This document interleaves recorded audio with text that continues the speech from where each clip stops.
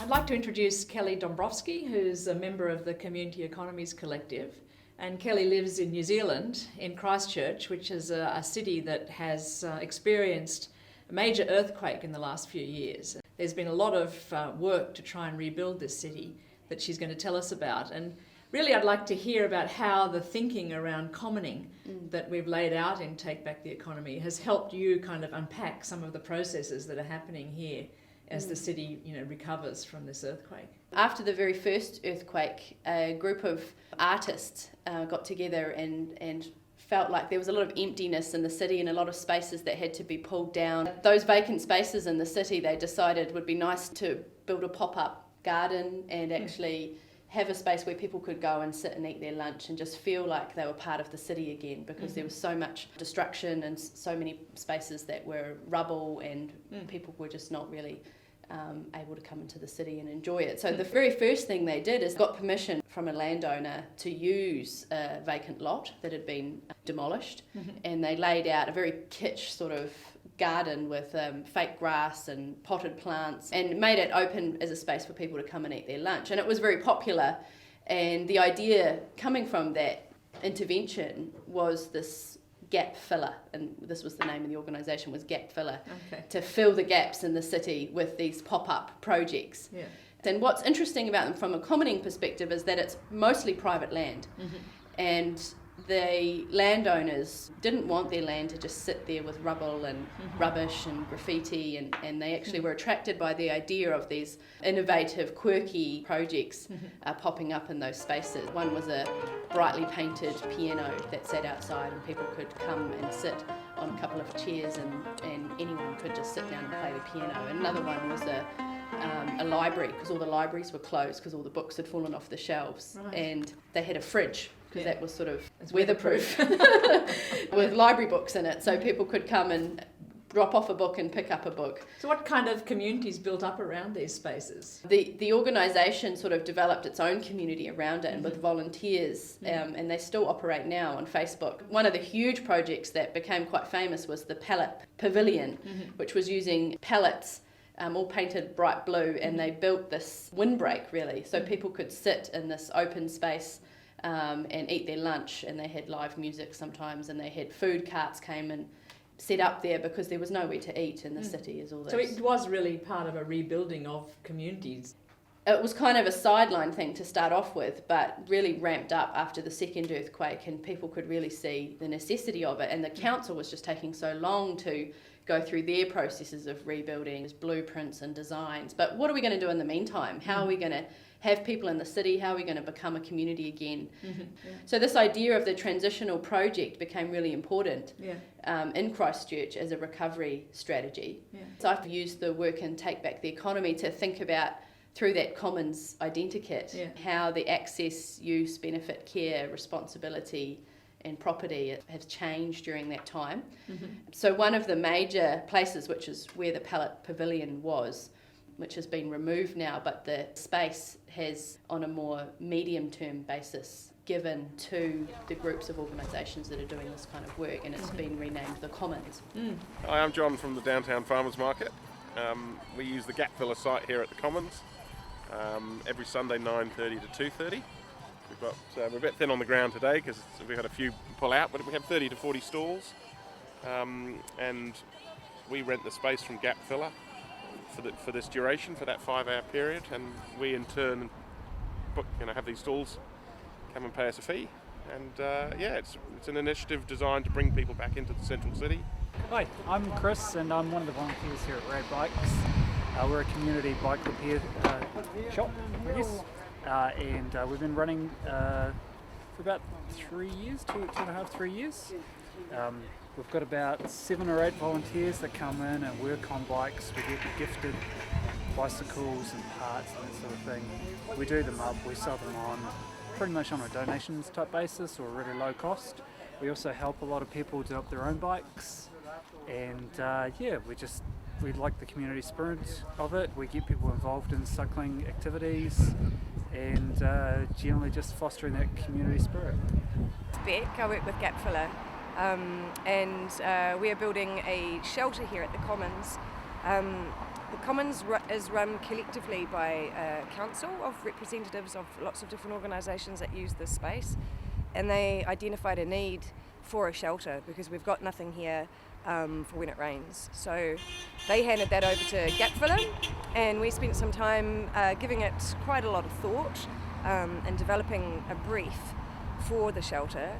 But what we realised that in building this, it was actually more important to demonstrate how we could collectively do this, how we could do it in a way that allows everyone to participate, that engages the community and also builds community around that. We developed the idea for a design competition.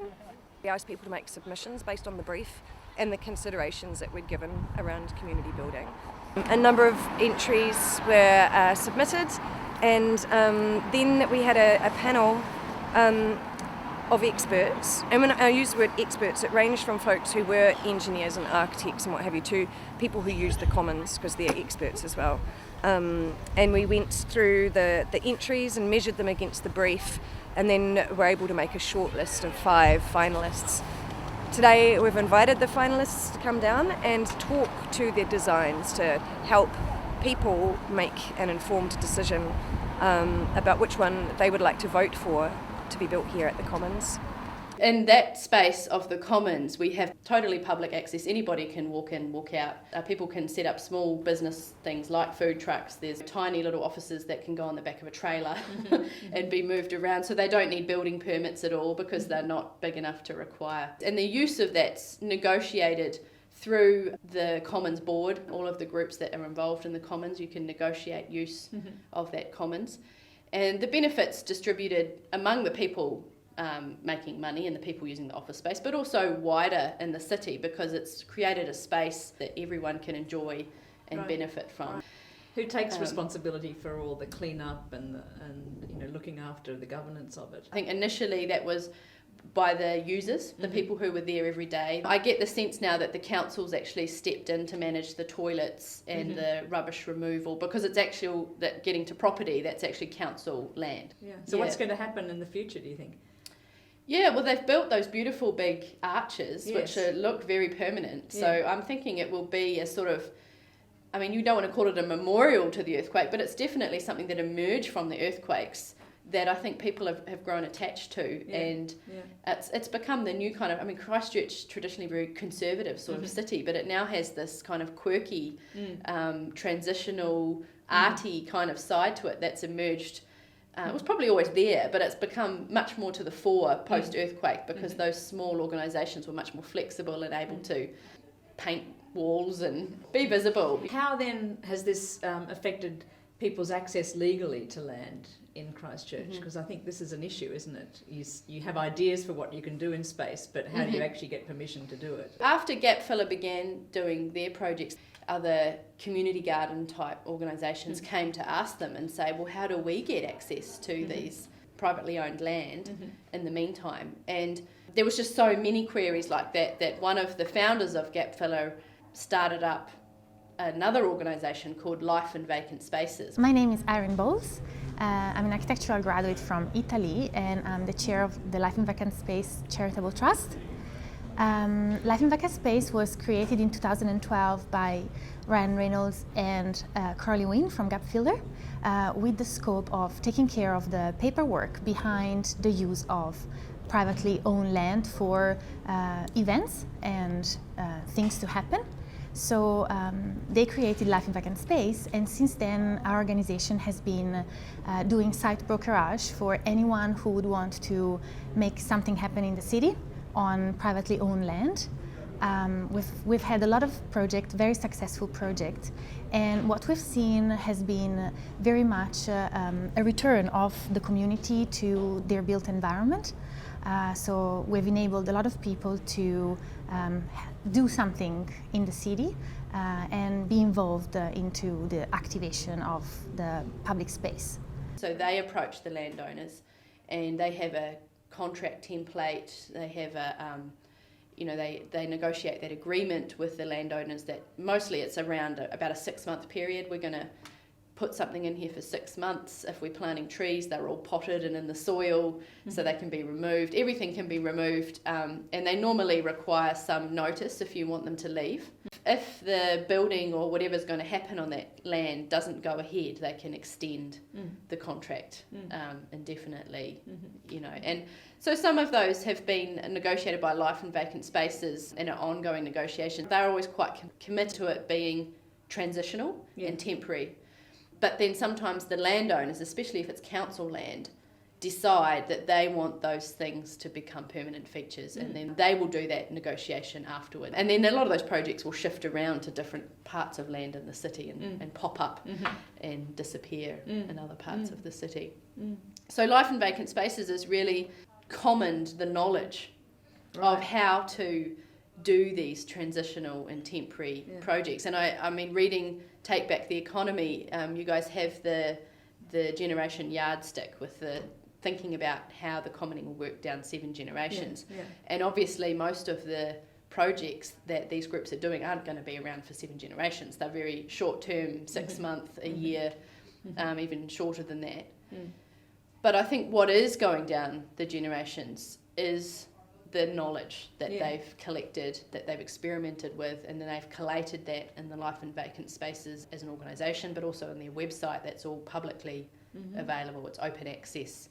So that knowledge is widely available. They're downloadable, but they're also editable. So the benefit then is distributed not just throughout our city, but other parts of the world. That's right, because a lot of places are borrowing things that have happened in Christchurch. And the care of that knowledge is performed by Life and Vacant Spaces, which has a board of volunteers. And then the ownership of that knowledge sits with the board, but it's so widely available that it's open access and anyone can download it and use it. So one of the effects is that of the earthquake is to actually revitalise the notion of the common space within the city.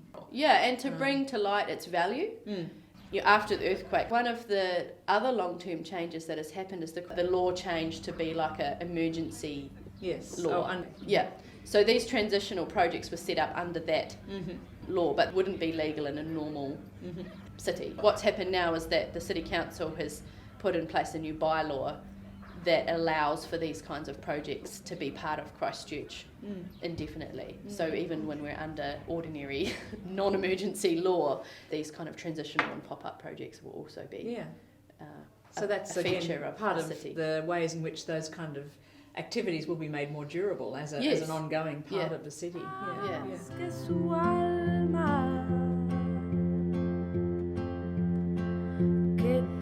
The brilliant idea that is the dance mat was conceived of in a post-quake city, Christchurch, that's lost many, many spaces for people to dance.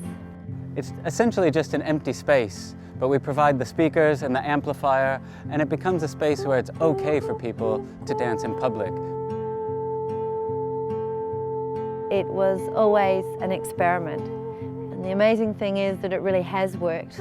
It's brought so many different people together, created all these amazing interactions.